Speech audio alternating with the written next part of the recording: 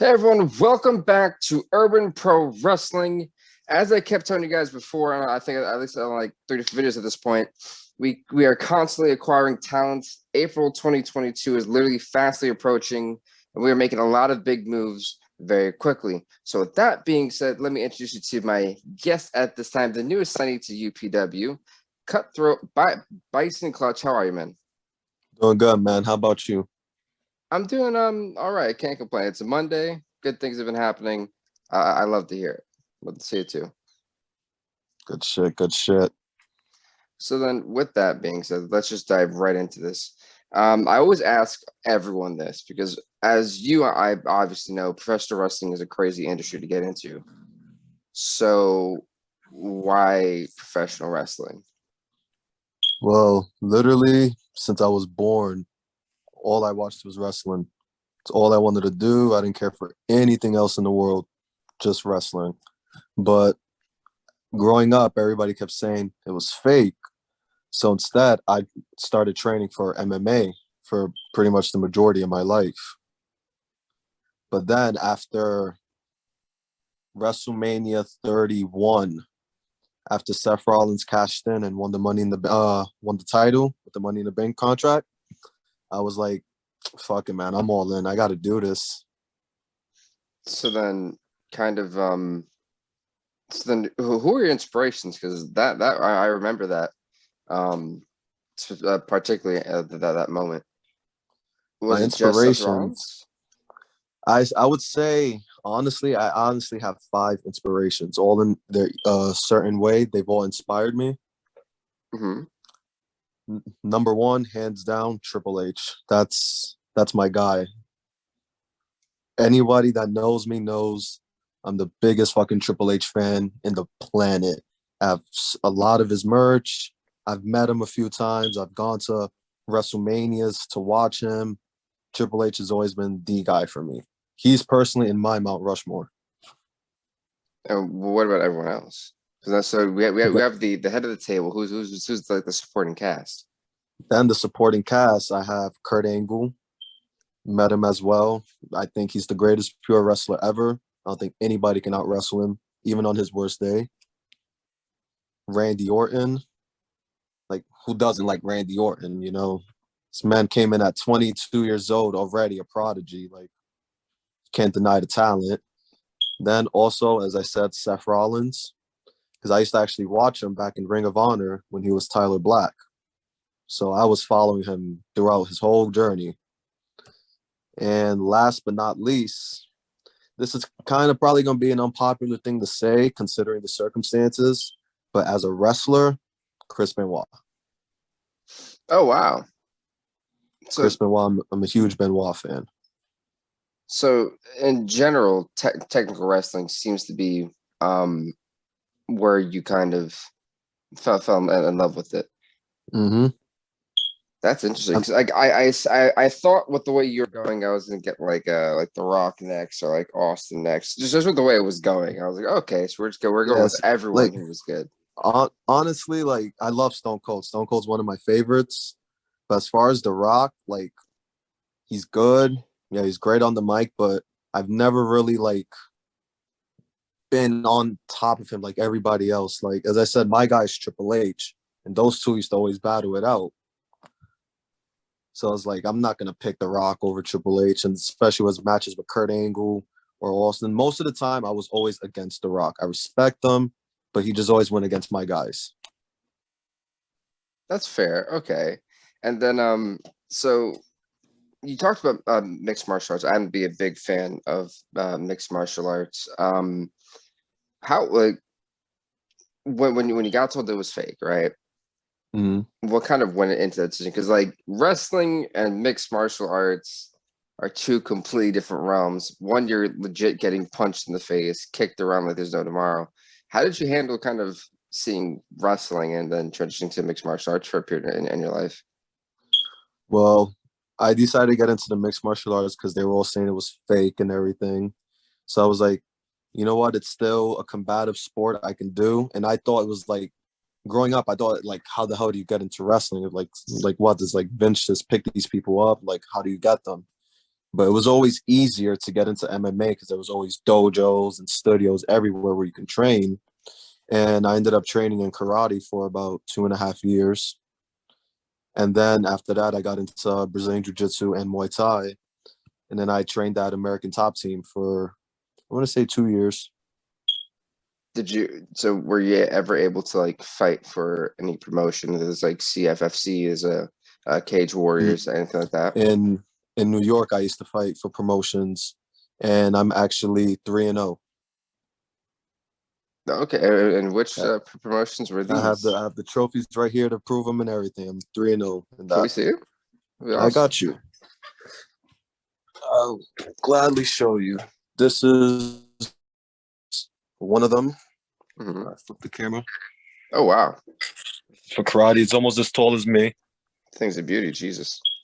And then I have another one for another first place right over here. Wow. And then the other one, it's in the garage because it's even bigger than what it was. Yeah, so it's like, oh shit, it's not gonna fit in the room. That's honestly wild. Holy heck. So 3-0, and then I got asked, like, Michael Bisping says it has this you can kind of train however much you want, but you get the real experience by being in there. Was that kind of the case? Does that kind of stand true?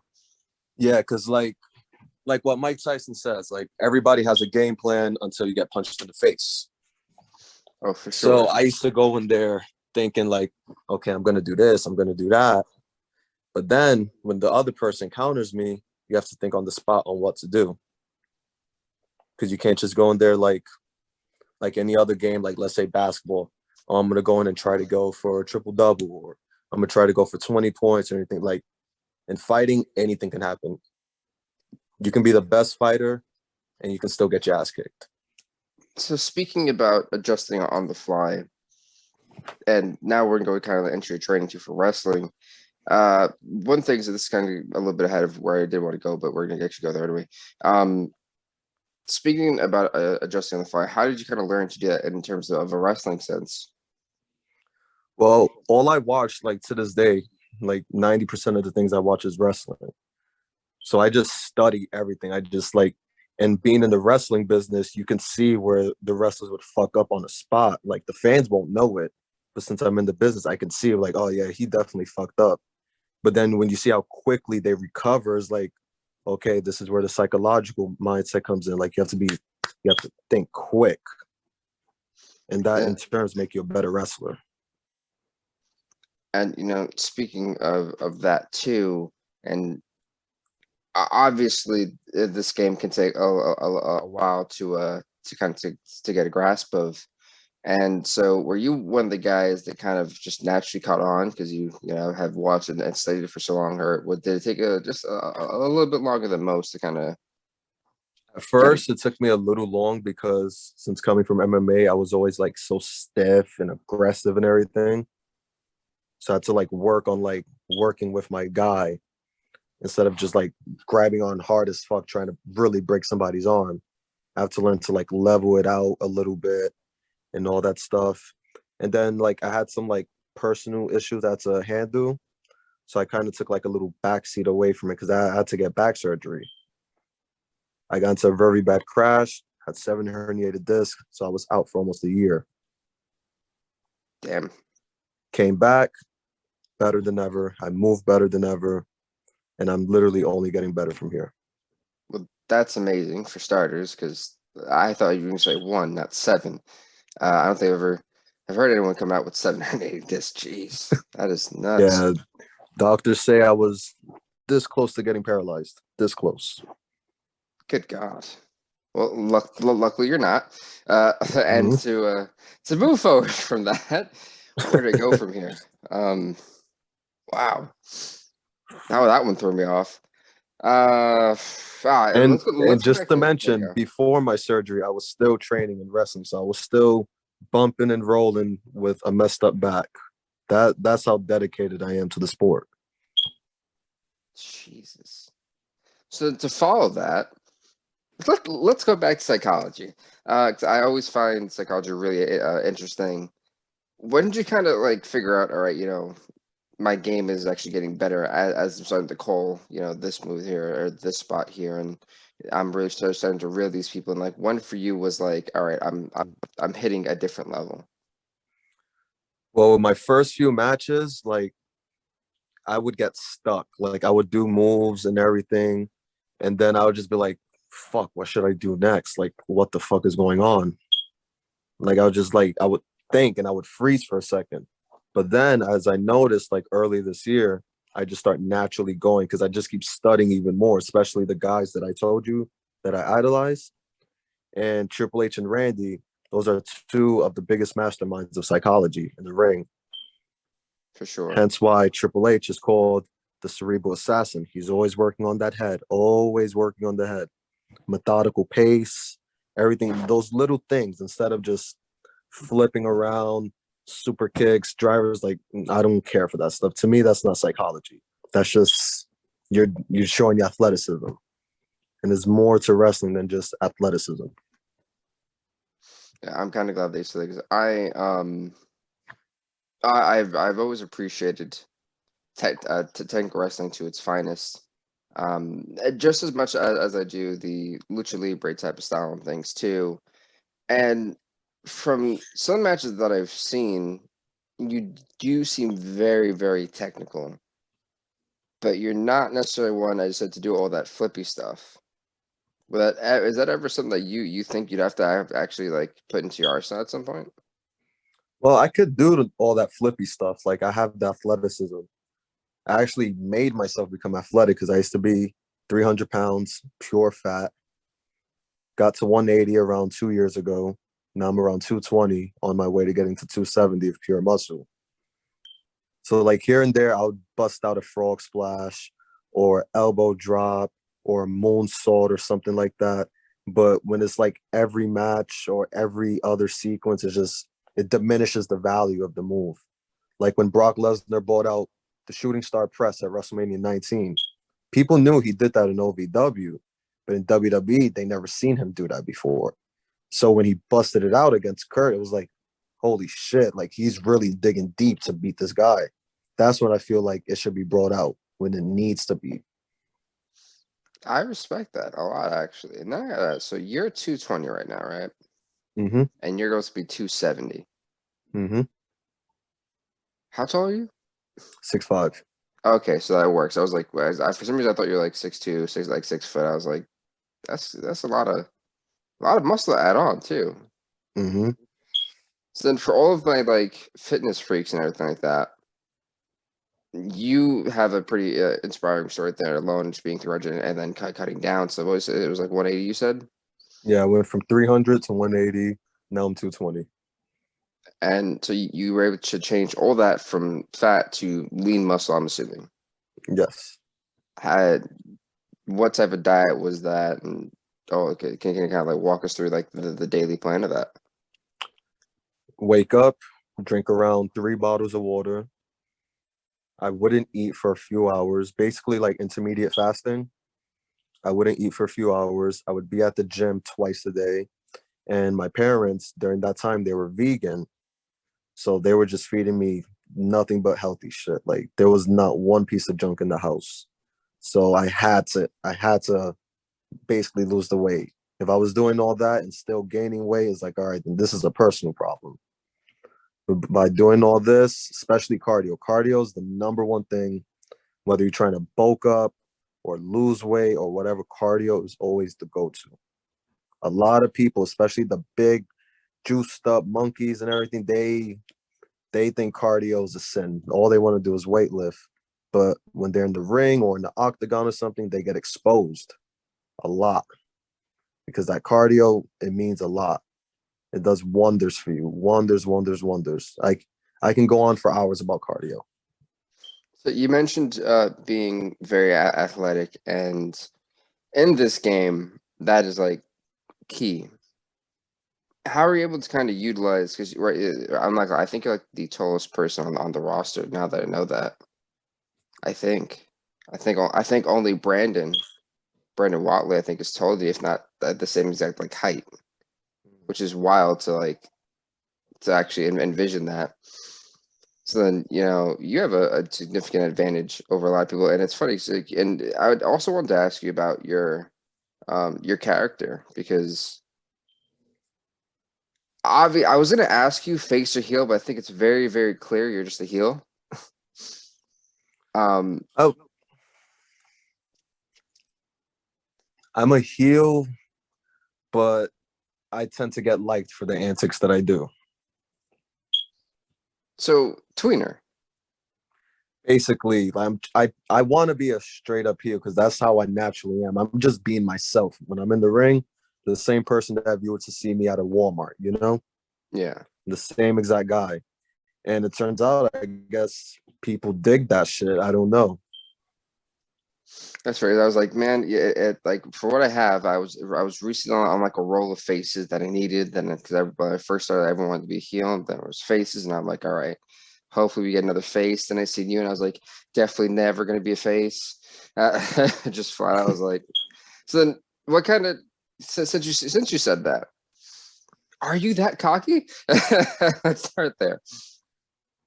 This is the thing I always say. When you know you're good, it's not cockiness, it's common sense. That's fair. Like when I'll you buy that for $1.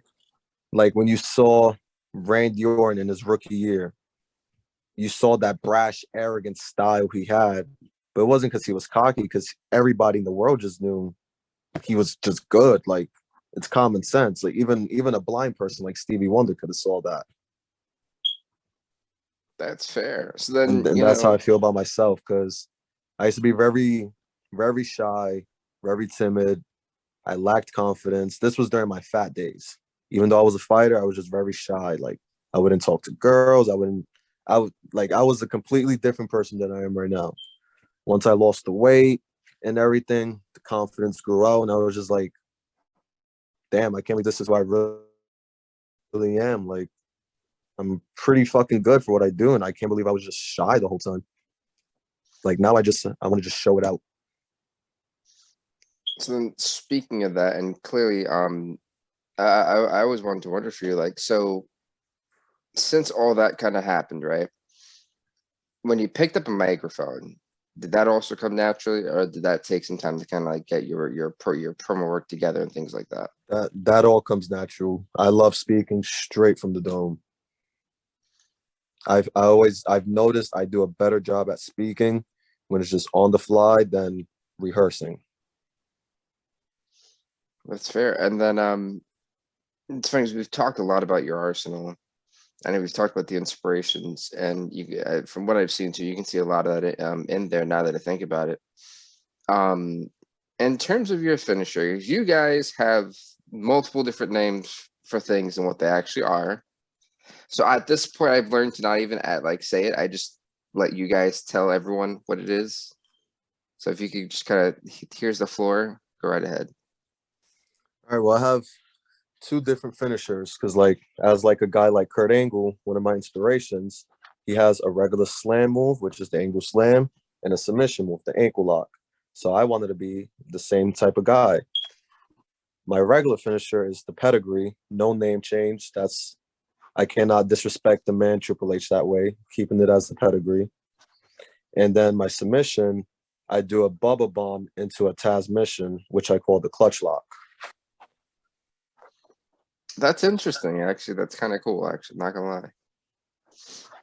And Yeah, then Taz is actually a guy I also studied a lot. Taz and Samoa Joe, TNA, Ring of Honor, Samoa Joe. I was just about to ask. um, so then to follow that up, where'd the nickname Cutthroat come from? Was it given to you? Did you earn it? Like what happened? Well, people have said that I became like a very cutthroat person because, as I said, I used to be shy. I used to put myself second or last to make others feel better. Like I used to set myself on fire to keep others warm. But now, basically, if you're in my way of something that I need or want, I'm gonna do whatever the hell it takes to get to where I need to get to. That's honestly, I'm glad that you kind of adjusted that. So it's clearly worked wonders for you. So It always good. has. It And has. This has actually helped me a lot in my wrestling career. When I first started, I kept others warm and I was in the back burner. I decided to go in business for myself and I've been blossoming. I've been doing my shit and I've been getting 100% better. then to kind of follow that up, at like what was the match where you kind of realized where everything came together and you were starting to not become a seasoned veteran, but you were starting to become seasoned. Like what match was like, all right, I've just taken my game to a level that not many people can touch around here. It was a triple threat match. I'm gonna say April or May of this year. It was a triple threat match against two guys named Vic Arson and Big English. Basically, one was a little pest heel. The other one was a big 1980s baby face. And then I was the tweener. So I had to beat the heel up and get my good reactions, beat the good guy up, get my bad reactions. And I started noticing how different my arsenal of movesets come out depending who I work with. So like if I work smaller guys, I'm gonna throw them around like crazy. If I work a bigger guy, I'm gonna see a lot more technical stuff where I work limbs, where they become weakened, and then I start throwing them around. All right. So it's at this point, it's kind of just all part of the plan and just seeing who Yeah, you're going like against. that was actually the first I started doing top. I know I can do it, but I didn't want to do it because everybody goes on the top rope. But that was a match where I was like, this match deserves to me go on the top rope. Pulled off an incredible elbow drop. And since then, people was like, you should start doing more top rope moves. I was like, only when I need to. I don't need to keep serving chicken every night for dinner. You'll get tired of it.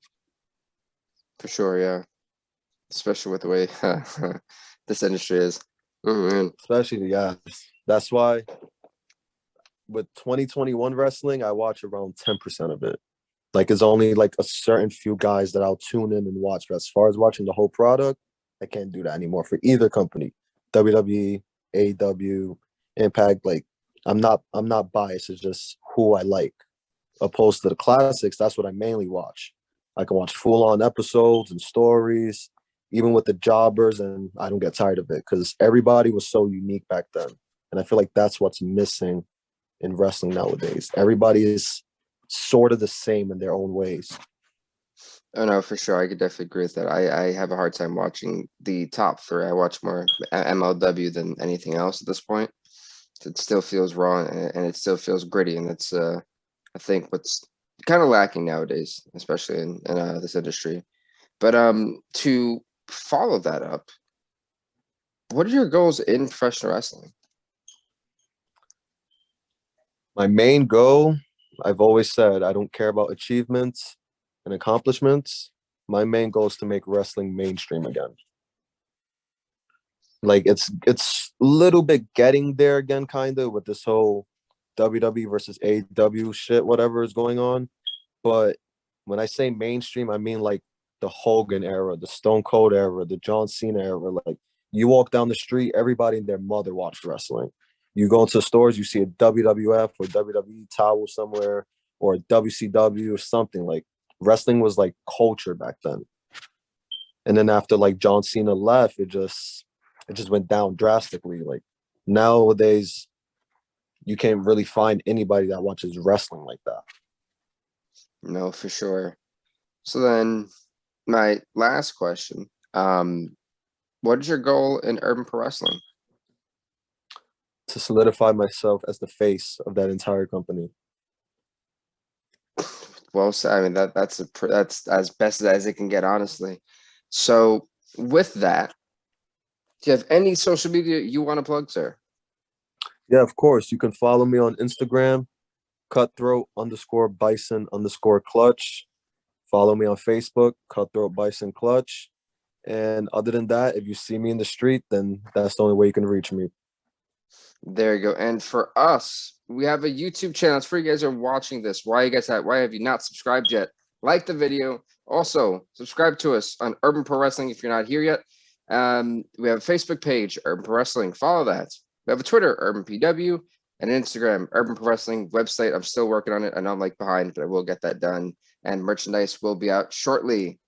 Promise you guys, merchandise is going to be out shortly. I have a whole bunch of different shirts right in the back off the press. So I can't wait to release that. And you guys have already seen my new Bulletproof Championship belt. So with that being said, thank you guys so much for watching. Again, subscribe, like, comment. What are you doing? And we'll see you next time, everybody. Stay off the hook. Have a great one.